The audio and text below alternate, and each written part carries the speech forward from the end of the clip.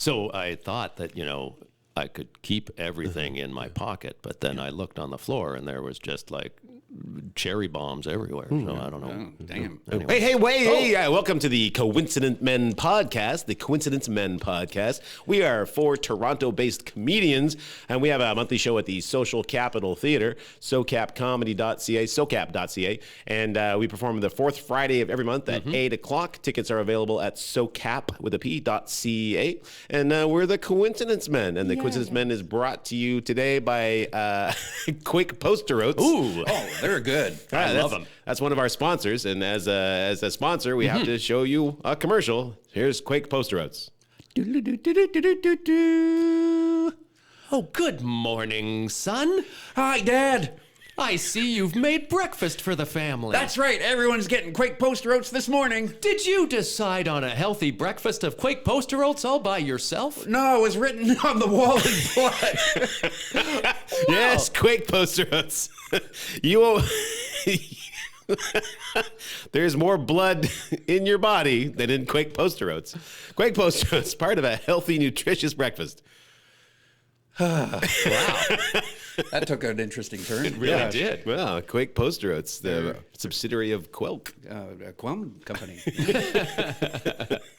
Any hoodle. So today we were gonna talk about some improv. We're gonna talk about all kinds of different things. But today we're just gonna start off with improv has been central in all our lives. We're improvisers, and we're gonna start just talking about like a major takeaway, or like one of the the thing that improv has helped us the most. Other than helping us be funny, hopefully. Maybe you disagree. We'll see. But Gord, what about you? What do you think is like the number one lesson or takeaway that you've experienced with improv? No pressure. Yeah, This no is the pressure. most Gosh. important thing of comedy.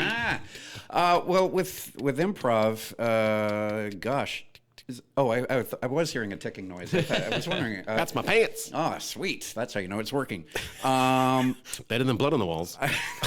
That's how you know it's not working. That's right. Where's Daddy? Take a look. He's everywhere. It's like he will never leave you.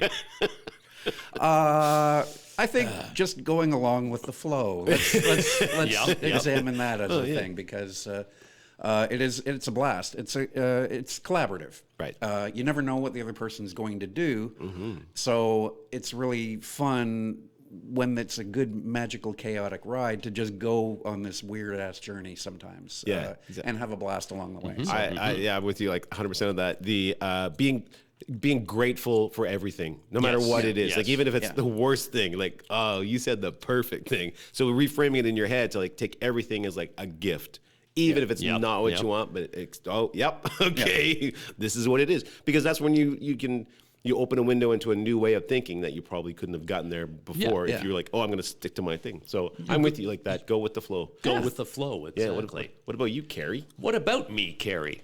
I think for me, it's the idea of, it's tied in with going with the flow, I think, but it's more that taking away the fear of the unknown. That's what I've learned through improv the most, is that like not being afraid to go into something and going like, I have no idea what's going to happen or what I'm going to do, but I'm going to get to the other side of it.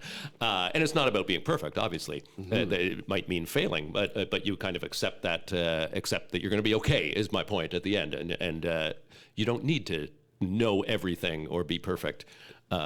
That's my big lesson. I love that. Yeah, the idea, because we're all really good at human beings of like thinking about all the things that can go wrong. Oh yeah, and all the things that we can fail and screw up and look stupid and be laughed at and mocked. But to reframe into like, well, what could go right? What are the possibilities? And being okay to like to fail, because we're gonna fail, and then you're like, oh, the ground didn't open up and swallow me whole, and I'm still here, and actually that was kind of empowering to actually fail, survive it, and then thrive in it. So, and embracing that unknown, being comfortable, being uncomfortable, because that's where, like you were just saying before, that's where you discover stuff or open new doors that you wouldn't have even realized, right? Like as humans, we also like to control things. So realizing, no, I don't have to be in control. I don't have to know where this is going. I don't have to know what's going to happen. And that's even more exciting that way. And to be okay with whatever outcome happens. Yeah, exactly. Yeah. I should just point out to anybody actually listening to this thing that the Coincidence Men are 4 people. We have 3 in here right now. So we have Ralph, Carey, and myself. Gord. 75%. We are missing Marcel for this. Well, we're not really missing him. Well, but I'm just wondering if you two together, word at a time, could approximate what you think Marcel's takeaway from improv would be. So we're gonna answer as if we're Marcel. Yes. Okay. Word at a Well, I think that my favorite thing about improv is that you can't know what you can do. So that's it, That's awesome. guy.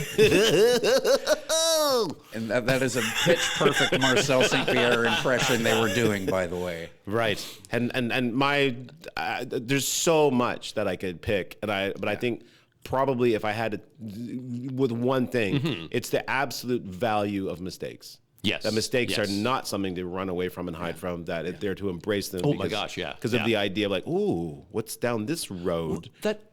So I was just thinking like that. As we all teach, and as a teacher, like that's often the hardest thing. One of the hardest things for beginner students to get over is the idea they go into every exercise looking for the right way to do it or the perfect thing to do or something, and they get so stuck in their heads of like, I have to do this correctly, and there is really no correct way to do it. There's like all this conditioning that we have to overcome. This conditioning to be right and be good and be perfect. And like, don't replace that desire to be perfect with the desire to interact. Yeah. And curiosity and Right. keenness. What are you excited about? What are you keen about? What motivates you? Not what are you afraid of and running from? What are you moving towards? Oh my goodness! Well, it The really, light. Improv Go to the kind light. of, No. promotes, I don't know, like elasticity, I guess, of spirit, right? Yep. Yes. Yeah. There's a lot of psychology. The ton of psychology and philosophy that's in improv is very much like stoicism.